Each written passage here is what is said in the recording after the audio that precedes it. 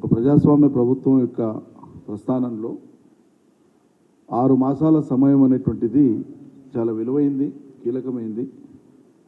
మొదటి 6 మాసాల లోపలే ప్రజలు ఒక అంచనా వేసుకోవడానికి ప్రభుత్వ పనితీరు మీద, ప్రభుత్వ అధినేతల వ్యవహార సరళి మీద, వాళ్ళ కార్యదక్షత మీద, అదేవిధంగా వాళ్ళు ప్రజలకు ఇచ్చినటువంటి హామీలను నెరవేర్చడానికి వాళ్ళు చూపిస్తున్నటువంటి శ్రద్ధ మీద ప్రజలకు ఒక స్పష్టమైన అవగాహన వస్తుంది.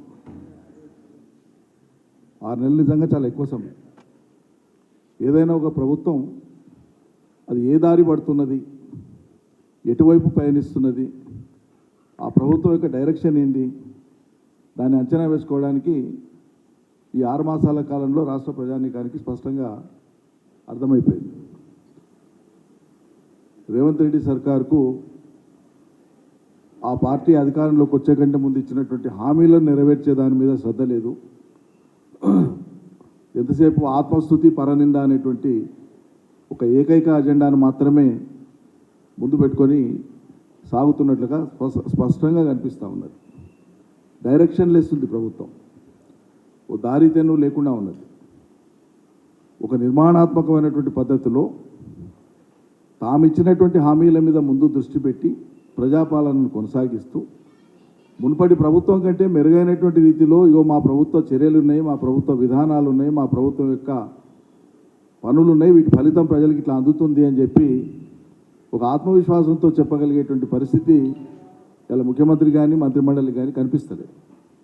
నోరు తెరిస్తే ఈ 6 మాసాల కాలంలో మనం చూసిందంతా కూడా గత ప్రభుత్వం మీద, గత ప్రభుత్వ అధినేతల మీద, గత ప్రభుత్వ కాలంలో సుమారు 9.5 ఏళ్ల కాలంలో ఈ రాష్ట్రంలో అమలైనటువంటి సంక్షేమం, అభివృద్ధికి సంబంధించిన అనేకమైన అంశాలు ఏ ఒక్కటి కూడా అది ప్రజలకు ఏది లాభం చేయనట్లు, సాంత్వన కూర్చనట్లు, మేలు ఒనగూరనట్లు, అన్నింటికన్నీ వైఫల్యమైనటువంటి విధంగానే వాటి మీదనే మాట్లాడుతూ వచ్చినారు.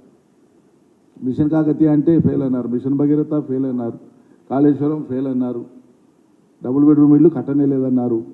ఇక 1 కాదు 2 కాదు, గొర్రెలది ఫెయిల్ స్కీమ్ అన్నారు, అసలు ఇయ్యనే లేదన్నారు. ఏది తీసుకుంటే అది గత ప్రభుత్వ హయాంలో జరిగినటువంటి పనిని ఒక్కదాన్ని కూడా అవును ఈ ప్రభుత్వ హయాంలో ఇది జరిగింది, ఇది జరగలేదు, లేదా ఇది కొనదాకా జరగలేదు, లేదా ఇందులో పొరపాటు జరిగింది, ఈ రకమైన చర్చ ఎక్కడ లేదు. మొత్తమే ఏం జరగలేదని చెప్పి హోల్సేల్గా ఎగ్గొట్టేటువంటి మాటలు మాట్లాడడం, ఆ పథకాలకు కానీ ఆ ప్రయోజనాలకు కానీ దురుద్దేశాలను అంటగట్టడం.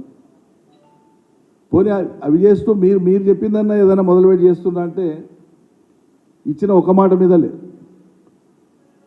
ఉచిత బస్సు అనేటువంటి తప్ప, మహిళలకు ఉచిత బస్సు తప్ప ఒక్కటంటే ఒక్కటి కూడా మాట మీద నిలబడలేదు. ఎప్పుడు మాట్లాడినా చాలా ఎదుటోళ్ళు అడిగేటువంటి వాళ్ళు ఏం తెలియక అమాయకులు అడుగుతుండేమో, వీళ్ళకే విజ్ఞానం లేదేమో అనుకునేటట్లు ఎదురుదాడి చేసి మాట్లాడతాడు ముఖ్యమంత్రి కానీ మంత్రులు కానీ.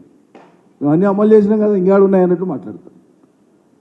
చివరికి ఎన్నికల సందర్భంగా రాహుల్ గాంధీ వస్తే ఆయనతో కూడా చెప్పించినారు మహాలక్ష్మి పథకం కింద 2500 ముడుతున్నాయని. అంటే ఇంత బ్లఫ్ చేయడం, చేయని దాన్ని, అమలు చేయని దాన్ని, ప్రారంభించని దాన్ని కూడా ప్రారంభం అయిపోయినాయి, అమల్లో ఉన్నాయి, అన్నీ నెరవేర్చినాం, ఏదో 1-2 మిగిలిన అన్నీ అయిపోయినాయి అన్నట్లుగా టేక్ ఇట్ ఫర్ గ్రాంటెడ్గా తీసుకొని మాట్లాడడం అనేది అలవాటైపోయింది.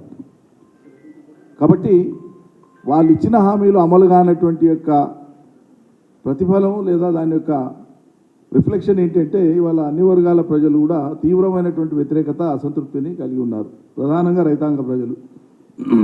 కరెంటు కాడ వైఫల్యం ఈ సర్కార్ది, నీళ్ళు ఇచ్చే కాడ వైఫల్యం. చివరికి వాళ్ళు పండించిన పంట కొంటామని చెప్పి కొనకపోగా నానా ఇక్కట్లు రైతులు పడ్డారు. ధాన్యం దడిచిపోయింది, చాలా రకాల ఇబ్బందులు పడ్డారు. బోనస్ ఇస్తామని ఎగ్గొట్టిండ్రు. బోనస్ మీద తలాతోకలేని మాటలు, ముందోతోన సన్నోడ్లకే ఇస్తామని, తర్వాత మిగతావి కూడా పరిశీలిస్తున్నామని, విధి విధానాలు రూపొందిస్తున్నామని. 2 సీజన్లు అయిపోయాయి, వానకాలం యాసంగి సీజన్లు అయిపోయాయి. మీ బోనస్ అనేటువంటిది ఇంకా ఆ బోనస్ను కూడా నమ్ముతాడా? మీ బోనస్ అనేది ఒక బోగస్. కాంగ్రెస్ ఇచ్చినటువంటి రైతులకు బోనస్ అనేటువంటి ఆ మాట అయితే ఉందో అదొక బ్లఫ్, అదొక బోగస్ మాట. మీరు ఇంకో అదనపు బోనస్ ఏమి ఇచ్చిందంటేనంటే రైతుల మీద లాఠీచార్జ్ చేస్తున్నారు. సర్కారు వచ్చిన 6 నెలలకే రైతుల యొక్క డిమాండ్ల మీద రైతులు సంఘటితమై ఎక్కడన్నా కూర్చొని ఏదైనా ప్రభుత్వాన్ని అడుగుతున్నారంటే వాళ్ళ మీదకి పురమాయిస్తున్నారు పోలీసులు. మరి గతంలో ఎందుకో జరగలేదు, 9.5 ఏళ్ల కాలంలో ఎందుకో రైతులు లైన్లలో నిలబడలే, గతంలో ఎందుకో ఎరువుల కొరత రాలే, గతంలో ఎందుకో నీళ్లు లేక పంటలు ఎండిపోయినాయనే వార్తలు రాలేదు, గతంలో విత్తనాలు లేక రైతులు ఆందోళన చేయలేదు ఎందుకో. మరి కేసీఆర్ దిగిపోగానే ఇవన్నీ స్టార్ట్ అయితే ఇవన్నీ మీ గొప్పతనాలా? మరి మీ పనితీరుకు మీ గొప్పతనాలకు తార్కాణమా ఇదంతా? ఎట్లా అర్థం చేసుకోవాలి ప్రజలు? కాబట్టి ప్రజానికాన్ని అర్థం చేసుకోమని విజ్ఞప్తి చేస్తున్నాము. ఇక్కడ ఏంటంటే వీళ్ళు చేయడానికి వీళ్ళకు ఒక ప్రణాళిక లేక మరి పాలనా దక్షత ఉందా లేదా అనేది ప్రజలు బేరీజ్ వేసుకోవాలి. నేను ఆ మాట అనను. నిజంగానే పాలనా దక్షత ఉంటేనంటే దానికి సంబంధించిన అడుగులు అటువైపు లేవు. పాలనా దక్షత కొరబడిందా? ప్రజలు విచక్షణతో ఆలోచించమని నేను కోరుతా ఉన్నా. ఈ కారణాల చేతనే వాళ్ళు ఏం చేయాలో పాలుపోక వాళ్ళ వైఫల్యాలు తెర మీదకి వచ్చినప్పుడల్లా ఈ అసలు సినిమా వచ్చే కంటే ముందు న్యూస్ రీల్ అని వచ్చేది వెనుకటికి. అట్లా న్యూస్ రీల్ల టైప్లో కొన్ని లీకులు ఇవ్వడం, ఎప్పుడు బుద్ధి పుడితే అప్పుడు ఒక అంశాన్ని తెర మీద తీసుకురావడం, కొద్ది రోజులు కాళేశ్వరంతో నడిపేసింది. మొత్తం కాళేశ్వరం తెల్లాడితే పొద్దుముక్తే కాళేశ్వరం కాళేశ్వరం కాళేశ్వరం ఇట్లా అయింది ఇట్లా అయింది ఇట్లా అయింది ఇట్లా అయింది. మిత్రులంతా చూసిండాలా. నిన్న మొన్న మెట్రో వాటర్ వర్క్స్ సంబంధించి కానీ హైదరాబాద్ నది ఏది మంచినీళ్ళ సమస్య మీద కానీ ఇతరత్ర చర్చ జరిగినప్పుడు ముఖ్యమంత్రి మాట్లాడినట్టు మీడియాలో వచ్చింది. ఏంటది? హైదరాబాదు 2 జలాశయాలకు 7 టీఎంసీల నీళ్లను, ఉస్మాన్ సాగర్కు హిమాయత్ సాగర్కు 7 టీఎంసీల నీళ్లను మల్లన్న సాగర్ ద్వారా తీసుకురావాలి, త్వరగా ఈ పనులు కూడా చేపట్టాలి, వెంటనే దానికి సంబంధించిన ప్రతిపాదనలన్నీ రెడీ చేయండి అని అధికారులను పురమాయించినట్లు వార్తలు వచ్చినాయి. అంటే ఈ నిలకడలేని పొంతన లేని దుందుడుకు వ్యవహారం ఎక్కడి దాకా వస్తుందంటే, పోయిన ప్రభుత్వం మీద ఏదో కక్ష తీసుకున్నట్లు మాట్లాడదాం, పోయిన ప్రభుత్వాన్ని బదనాం చేయడం అనేటువంటి ఒక దుగ్ధ తప్ప ఒక కన్సిస్టెన్సీ ఉంటే పాలకులకు తొందరపడకుండా ముందు దాన్ని ఆకలింపు చేసుకొని అర్థం చేసుకొని ఎట్లా పరిష్కారం చేయాలి ఏం చేయాలని మాట్లాడతారు ఎవరైనా. కానీ వీళ్ళు చేసింది ఏంది? రాగానే కాళేశ్వరం మీద ఏదో పెద్ద మేము బాంబే చేసినాము, ఇక కేసీఆర్ ప్రతిష్ట పోయింది, ఇక కేసీఆర్ అనేది చెల్లడు దీంతో అని చెప్పి పెద్దగా ఏందో బ్లాక్ చేసినాం అనుకున్నారు. మరి కాళేశ్వరం విఫల ప్రాజెక్ట్ అయితేనంటే నువ్వు మల్లన్న సాగర్కి నీళ్ళు ఎట్లా తెస్తావు, మల్లన్న సాగర్ నుంచి హైదరాబాద్ ఉస్మాన్ సాగర్ హిమాయత్ సాగర్కి నీళ్ళు ఎట్టిస్తావు? Simple logic. ఇలా అదే కాళేశ్వరం నీళ్ళు గత అవుతున్నాయి కదా హైదరాబాద్ ప్రజలకు. మేము ఆనాడు చెప్తానంటే మీరు చులకన చేసి మాట్లాడుతుంది కదా. మళ్ళీ ఇలా మీరు మాట్లాడేది ఏంది?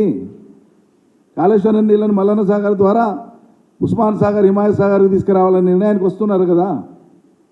అంటే మీరు కాళేశ్వరం మీద మాట్లాడింది ఇది ఒక్కటే దృష్టాంతం కాదు, 100 దృష్టాంతాలు ఉన్నాయి. మీరు మాట్లాడింది అవగాహన లేనిది, కేవలం రాజకీయ దుగ్ధతో గత ప్రభుత్వాన్ని బదనాం చేయడానికి మాట్లాడిన అనేటువంటిది అందరికీ తెలుసు. ఇక నిత్యం మాట్లాడుకుంటూ పోతున్నారు.